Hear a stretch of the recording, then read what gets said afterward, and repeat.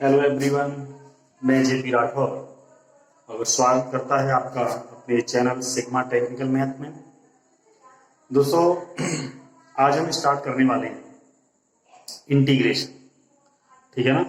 तो इंटीग्रेशन क्या है, इंटीग्रेशन किस तरह से हमारा यूज होता है और उसके कितने डिफरेंट फॉर्मूलाज हैं, तो इस वीडियो में हम लोग इंटीग्रेशन के जितने भी फॉर्मूले हैं उनके बारे में डिस्कस करेंगे, उनके प्रूफ भी बताएंगे और साथ में इंटीग्रेशन का किस तरह से यूज होता है उसका भी यूज करते हैं, बताते हैं। ठीक है ना?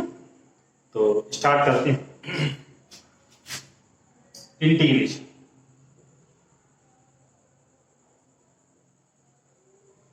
इंटीग्रेशन देखिए, इंटीग्रेशन डिफरेंशिएशन का जस्ट अपोजिट कह सकते हैं। ठीक है ना? तो इंटीग्रेशन में किस तरह से है, जैसे हमें एक बहुत बड़े एरिया की वैल्यू निकालनी है या कोई स्पीड फाइंड करनी है ना, या किसी का एरिया फाइंड करना है, किसी बड़े बॉडी का, किसी लार्ज बॉडी का हमें फाइंड करना है। तो अगर हम क्या करते हैं, उसका एक छोटा सा पार्ट ले लें और उसकी स्टडी करें। सपोज दैट अगर ये एक पॉइंट ए है और ये एक पॉइंट हमारा क्या है, बी है, तो हमें ए से बी तक की टोटल लेंथ को फाइंड करना है। ठीक है ना? टोटल लेंथ के बारे में फाइंड करना है, और लेंथ के बारे में फाइंड करना है तो ये बहुत ज्यादा लेंथ है और इसको हम लोग एक साथ फाइंड नहीं कर सकते। तो हम क्या करेंगे, सिर्फ इस टुकड़े को हम फाइंड करें। एक पार्ट ले लिया हमने, क्या ले लिया हमने, dx।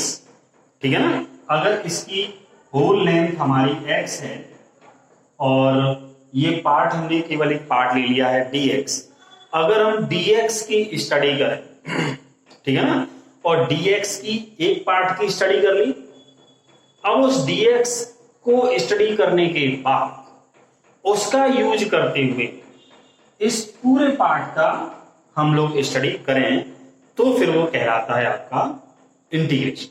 एक बार फिर से, अगर हमें ये बहुत बड़ी किसी लेंथ के बारे में पता करना है और हम इस होल लेंथ के बारे में जानकारी न लेकर के किसी एक पीस ऑफ लेंथ के बारे में स्टडी करते हैं, ठीक है ना, तो उस पीस ऑफ लेंथ की स्टडी करना ही, उस पीस ऑफ लेंथ को लेकर के स्टडी करना ही, उस पीस ऑफ लेंथ को स्टडी करते हुए उस होल लेंथ की स्टडी करना ही आपका इंटीग्रेशन कहलाता है। किस तरह से, जैसे इसका इंटीग्रेशन लिमिट है हमारी 0 और इसकी लिमिट है आपकी 5।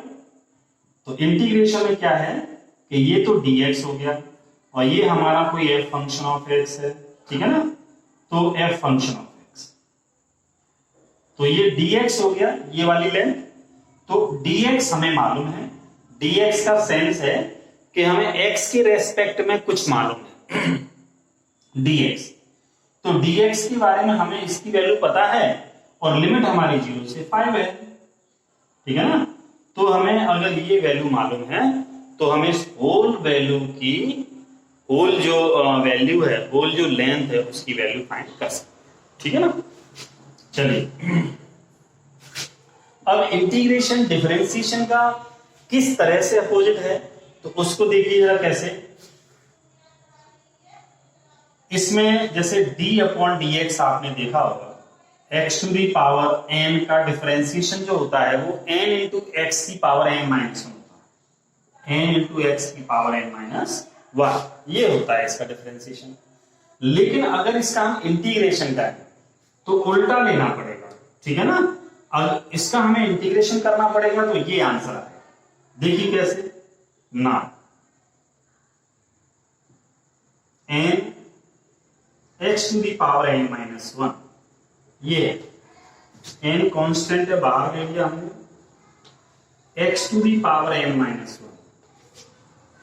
डिफरेंशिएशन में ये n आगे आ जाता है और पावर 1 कम हो जाती है, जबकि इंटीग्रेशन में जो भी पावर है वो 1 बढ़ जाएगी, इंक्रीज हो जाएगी, और जो होल पावर है ना, पावर जो बढ़ गई है है ना, और पुरानी वाली भी है, उसको अपॉन में रख लेते हैं। डिफरेंशिएशन में वो वैल्यू इनटू में आती है, इंटीग्रेशन वो वैल्यू अपॉन में आती है। तो जैसे n x की पावर n माइनस वन का क्या होगा, n minus one plus one, एक बढ़ गया, अपॉन में यही value n minus one plus one plus c। अब c क्यों आता है मैं इसके बारे में भी बताऊंगा आपको। तो देखिए n, वन से वन कैंसिल हो गया, x to the power n upon कितना आ गया, वन से वन n, n से n कैंसिल, तो ये हमारा कितना आ गया भैया, x to the power n plus c। तो इसका integration x to the power n plus c हो गया। अच्छा, प्लस c ही हमने क्यों रखा, उसका रीजन क्या है समझिए। अगर मैं इसका डिफरेंशिएशन करूं तो फिर यही आ जाएगा, क्यों, क्योंकि c यहां पर हमारा कांस्टेंट है, और कांस्टेंट का डिफरेंशिएशन कितना होता है, 0 होता है। इस वजह से यहां पर c की वैल्यू रखना जरूरी है। हो सकता है कांस्टेंट 0 न होकर के 2, 3, 5 कुछ भी हो, ठीक है ना, तो इसलिए ये हमारा कांस्टेंट आता है। तो इस तरह से है कि यहां पर x to the power n का डिफरेंशिएशन है, और यहां पर इसी का इंटीग्रेशन किया तो यही आ गया, ठीक है ना। इसको एक बार और मैं दिखाता हूं आपको कि d upon d x, x to the power n plus c का अगर हम डिफरेंशिएशन करें तो d upon d x, x to the power n plus d upon d x c। तो देखिए x to the power n का तो यही डिफरेंशिएशन है हमारा, यही लिख देंगे हम लोग, लेकिन c कांस्टेंट का हमेशा डिफरेंशिएशन होगा 0, 0। तो फाइनली आपका यही आ गया, नहीं आ गया, तो x to the power n plus c का डिफरेंशिएशन ये हो गया, और इसका इंटीग्रेशन हमने किया तो ये हो गया। आ गया समझ में, ठीक। अभी हम स्टार्ट करते हैं इसके फॉर्मूलास।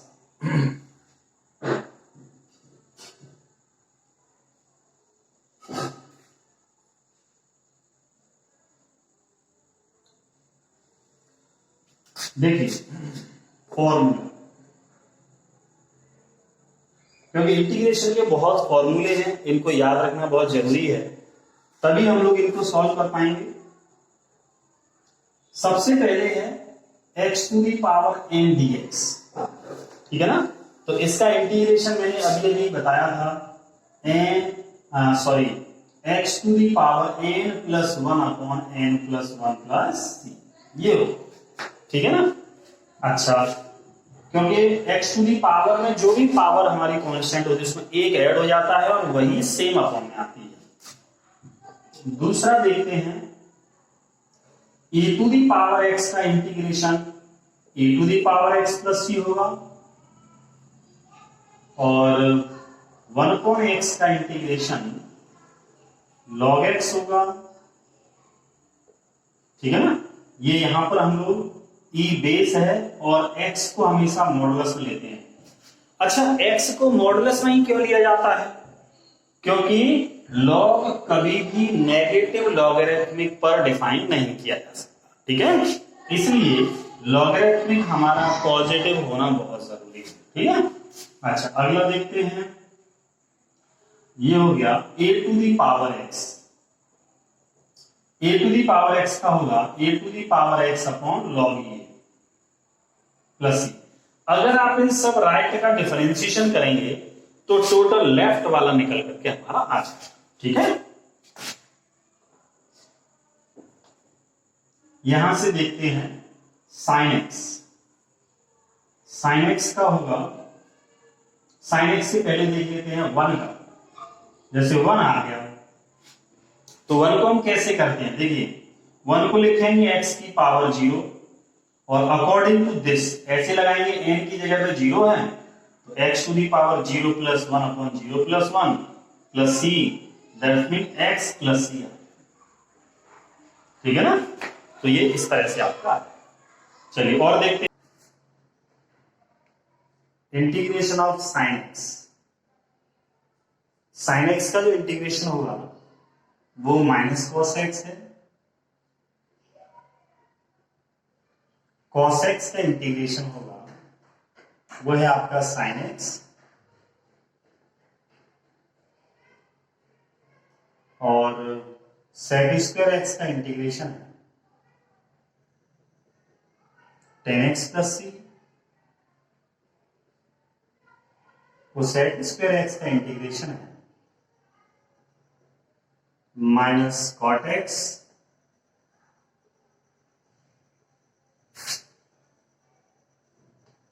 और आपका सेक एक्स टेन एक्स का इंटीग्रेशन है